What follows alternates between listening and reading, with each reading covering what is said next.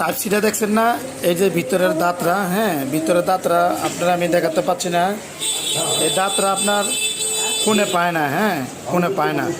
আমি আমার মামার ফোনও ট্রাই করছি এবং আমার ফোনটাও ট্রাই করছি।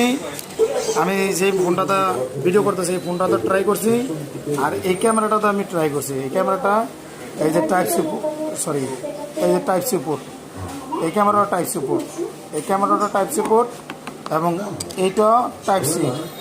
এই টাইপ সিটার সমস্যা। হ্যাঁ, এটাতে কি বাতি জ্বলে কিনা জানি না, এটা কিচ্ছু জ্বলে না, কিচ্ছু জ্বলে না।